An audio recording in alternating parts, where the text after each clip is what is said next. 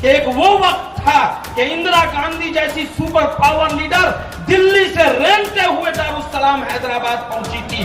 बिहार में भी वो वक्त आने वाला है कि लालू प्रसाद और नीतीश कुमार जैसे लोग जो सियासी मफाद के लिए सिर्फ हमारा इस्तेमाल करते आए हैं, वो रेंग कर पटना से किशनगंज के दारुस्सलाम की चौखट पर आकर गिरेंगे और सियासत की भीख मांगेंगे। वोटर हर एक जाति, बिरादरी और धर्म से ऊपर उठकर MIM के सिंबल पे असदुद्दीन ओवैसी साहब के लीडरशिप पर ईमान रखते हुए, यकीन रखते हुए अपनी क़ियादत को मजबूत करने का अज़्म लेकर और हौसले के साथ एक ग्राउंड में जमा हो।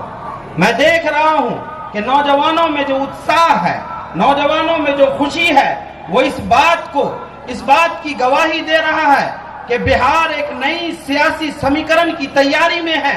अब बिहार में ऐसा नहीं चलेगा कि नीतीश कुमार या लालू प्रसाद किसी भी ऐरे गैरे के गले में टिकट डाल दे और वो सांसद या विधायक बन जाए। अब समीकरण भी हम बनाएंगे, उम्मीदवार भी हम लाएंगे, सिंबल भी हम देंगे, इसलिए कि वोट हमारा है। और यकीनी बात है कि जब वोट हमारा है, आबादी हमारी है, तो कोई नहीं माई का लाल पैदा हुआ है इस सरजमीन बिहार में जो हमें हमारा हिस्सेदारी लेने से रोक सके। हम अपनी हिस्सेदारी खुद तय करेंगे। हम अपने सांसद और विधायक इतनी तादाद में बनाएंगे कि मैं आपको गारंटी देता हूं कि एक वो वक्त था कि इंदिरा गांधी जैसी सुपर पावर लीडर दिल्ली से रेंगते हुए दारुस्सलाम हैदराबाद पहुंची थी। बिहार में भी वो वक्त आने वाला है कि लालू प्रसाद और नीतीश कुमार जैसे लोग जो सियासी मफाद के लिए सिर्फ हमारा इस्तेमाल करते आए हैं, वो रेंग कर पटना से किशनगंज के दारुस्सलाम की चौखट पर आकर गिरेंगे और सियासत की भीख मांगेंगे। कल तक हमारे लोग दूसरे नेताओं के सामने टिकट का भीख मांगा करते थे। अल्लाह का फजलो करम है कि आज हम इस लायक हो गए हैं कि हमारा हाथ ऊपर है और हम टिकट देने वाले बन गए हैं।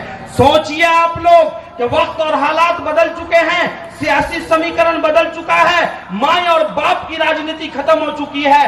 अब सियासत में जगह उसी को मिलेगी जो अपनी खाक छानेगा, जो अपने वतन के लिए काम करेगा। आप सोचिए कि खून की किस्तें तो कई दे चुके, लेकिन ऐ खाके वतन हक अदा क्यों नहीं होता। आज बाहरी लोग आकर हमें सेकुलरिज्म का पाठ पढ़ा रहे हैं। आज बाहरी लोग आकर हमें ये झांसा दे रहे हैं कि हम विकास करेंगे। मैं आपको गारंटी देकर जाता हूं कि अगर इस सरजमीन का हक कोई अदा कर सकता है और कोई इस लायक है जो हक अदा कर सके, और कोई यहाँ के जनता का अगर वोट का सबसे पहला अधिकार किसी का है, तो वो है हमारे बड़े भाई राणा रणजीत सिंह का। इसलिए कि राणा रणजीत सिंह ने इस मिट्टी के लिए अपनी मेहनत की है और मिट्टी के लिए हर चीज सहा है। जब आप ऐसे लोगों को मौका देंगे और राणा रणजीत सिंह के सर पर जब असदुद्दीन ओवैसी साहब जैसे बावकार और पुरवकार बाज़मीर आदमी के लीडरशिप का हाथ होगा, तो यकीन मानिए कि शिवहर में आपसी भाईचारा, अमन, शांति और तरक्की से कोई नहीं रोक सकता है। आप छोड़ दीजिए दूसरों का चक्कर, अपनी क़ियादत, अपनी लीडरशिप और अपने नौजवानों के हाथों को मजबूत कीजिए और शिवहर लोकसभा से राणा रणजीत सिंह को भारी मतों से जिताकर दिल्ली भेजिए, इस यकीन के साथ कि राणा दिल्ली जाएगा और शिवहर का हक छीन के लाएगा। अस्सलाम।